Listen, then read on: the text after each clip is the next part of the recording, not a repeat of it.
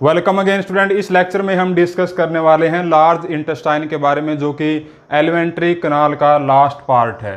तो large intestine क्या होती है? लार्ज इंटेस्टाइन लास्ट पार्ट है एलिमेंट्री कनाल का और इसकी लेंथ होती है 1.5 मीटर। इसके अंदर जैसे हमने स्मॉल इंटेस्टाइन के अंदर देखा था, उसके अंदर फोल्डिंग थी, विलाई और माइक्रोविलाई प्रेजेंट थी। यहाँ पे कोई भी विलाई और माइक्रोविलाई प्रेजेंट नहीं होती हैं, वो एब्सेंट होते हैं। यानी कि हम यहाँ से एक पॉइंट ये निकाल सकते हैं कि लार्ज इंटेस्टाइन का एब्जॉर्प्शन में कोई ज़्यादा रोल नहीं है। उसके बाद 3 पार्ट्स होते हैं लार्ज इंटेस्टाइन के, सिक्कम, कोलोन एंड रेक्टम। जैसे कि आप यहाँ पे डायग्राम में देख रहे हैं, जहाँ पे स्मॉल इंटेस्टाइन ओपन होती है, इस पार्ट को हम बोलते हैं सिक्कम। उसके बाद जो ऊपर वाला जो पार्ट है, इसको हम बोलते हैं कोलोन। कोलोन के फिर आगे फर्दर 3 पार्ट्स हैं, ascending colon, transverse colon and descending colon. Ascending colon, transverse colon and descending colon यहाँ पे हमने लिखे हैं। उसके बाद जो लास्ट पार्ट है लार्ज इंटेस्टाइन का, उसको हम बोलते हैं रेक्टम। तो ये 3 पार्ट्स हैं लार्ज इंटेस्टाइन के। यहाँ पे एक स्ट्रक्चर और आपको यहाँ पे दिख रही है, इसको हम बोलते हैं अपेंडिक्स। ये क्या होती है? ह्यूमंस के अंदर इसका कोई ज़्यादा रोल नहीं है, ये वेस्टिजियल ऑर्गन है। तो लेकिन जो बाकी जो हर्बीवोर्स एनिमल्स होते हैं, जो कैटल्स हैं, जो प्लांट्स के ऊपर फीड करते हैं, उनके अंदर ये लार्ज होती है और इसके अंदर बहुत सारे बैक्टीरिया होते हैं जो सेलुलेज एंजाइम प्रोड्यूस करते हैं।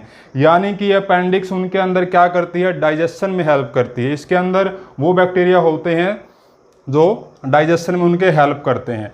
इसके साथ साथ जो कोलोन है ह्यूमंस के अंदर, इसकी लेंथ होती है यहाँ पे 1.5 मीटर पूरी लार्ज इंटेस्टाइन की। लेकिन जो हर्बीवोर्स होते हैं उनके अंदर इसकी लेंथ लार्ज होती है, ज़्यादा होती है। तो जो अपेंडिक्स है ह्यूमंस के अंदर, ये वेस्टिजियल ऑर्गन है। हमें फ़ायदा नहीं है इसका, लेकिन उल्टा इसका नुकसान होता है। कई बार क्या होता है कि जो फूड है यहाँ पे आता है, जब अनडाइजेस्टेड फूड यहाँ पे लार्ज इंटेस्टाइन के अंदर आता है, तो कुछ फूड का पोर्शन यहाँ पे नीचे इसके अंदर एक्यूमुलेट हो जाता है। उससे क्या होता है कि इसके अंदर इन्फ्लेमेशन हो जाती है और उस डिजीज़ को हम बोलते हैं अपेंडिसाइटिस। तो उस केस में फिर इसको हमने रिमूव करना होता है अपेंडिक्स को। उसके बाद फंक्शन देखते हैं। तो लार्ज इंटेस्टाइन के क्या फंक्शन है डाइजेशन में, फिर इसका क्या रोल है? ये सिर्फ एब्जॉर्प्शन करती है वाटर का। वाटर जितना भी यहाँ पे स्मॉल इंटेस्टाइन से जो वाटर आता है अनडाइजेस्टेड फूड के साथ, यहाँ पे जब अनडाइजेस्टेड फूड आता है तो उसके अंदर जो 70% वाटर होता है उसको ये एब्जॉर्ब कर लेती है। यानी कि जो फीस को क्या कर देती है? कंसंट्रेटेड कर देती है। अगर यहाँ पे ये वाटर का एब्जॉर्प्शन नहीं करेगी तो बॉडी के अंदर डिहाइड्रेशन हो जाती है। उसके बाद फिर इसके अंदर कुछ बैक्टीरिया भी होते हैं, हमने डिस्कस किया था, जैसे अपेंडिक्स के अंदर भी होते हैं। और पूरी कोलोन के अंदर लगभग 100 ट्रिलियन बैक्टीरिया इसके अंदर होते हैं, अलग अलग स्पीसीज होती है। और अलग अलग ह्यूमंस के अंदर इनकी स्पीसीज वेरी करते हैं। अलग अलग ह्यूमंस के अंदर अलग अलग तरह के बैक्टीरिया हो सकते हैं। वो बैक्टीरिया क्या करते हैं? Vitamin B1, B2 and K produce करते हैं और उन विटामिन को ये एब्जॉर्ब कर लेती है। तो यहाँ पे ये पॉइंट आपको याद रखना है कि इसके अंदर कोई डाइजेस्टिव एंजाइम नहीं होते हैं, यानी कि ये डाइजेशन में कोई रोल प्ले नहीं करती है। सिर्फ वाटर का एब्जॉर्प्शन करती है और कुछ विटामिन का एब्जॉर्प्शन ये करती है। तो अनडाइजेस्टेड फूड यहाँ पे इसके अंदर आता है, उसको रिमूव कर देती है आगे। फिर वो रेक्टम के अंदर आता है। रेक्टम उसको क्या करता है? कुछ देर के लिए स्टोरेज करता है, उसके बाद एनस के थ्रू उसको एलिमिनेट कर देता है। तो यहाँ पे कुछ 2-3 पॉइंट और लिखे हैं, इनको हम देख लेते हैं कि जो अनडाइजेस्टेड फूड होता है, जिसको हम क्या बोलेंगे? फीस बोलते हैं या स्टूल बोलते हैं, उसके अंदर 2 प्रॉपर्टी होती है। एक तो ब्राउन कलर होता है उसका नॉर्मली, और एक उसमें से स्मेल आती है अजीब तरह की। तो वो दोनों चीज़ें क्यों होती हैं?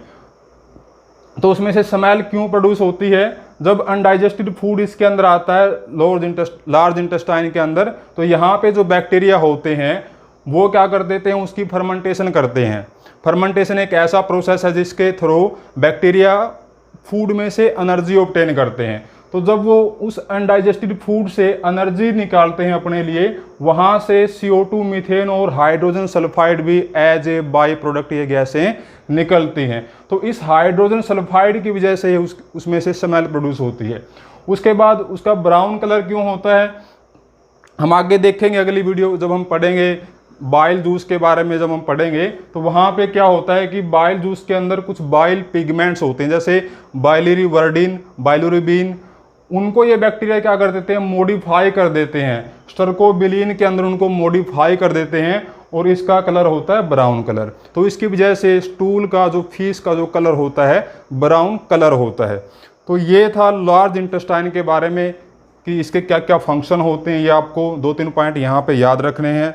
इसके साथ साथ हमारी जो एलिमेंट्री कनाल है ह्यूमंस के अंदर वो कंप्लीट हो गई है। अब हम अगली वीडियो में ये देखेंगे कि जो डाइजेस्टिव ग्लैंड्स होती है, जो सेकंड पार्ट है ह्यूमन डाइजेस्टिव सिस्टम का, डाइजेस्टिव ग्लैंड, उसके अंदर सैलिवरी ग्लैंड है, लीवर है एंड पैनक्रियाज उसके अंदर आते हैं। तो उनको हम एक एक करके डिस्कस करेंगे।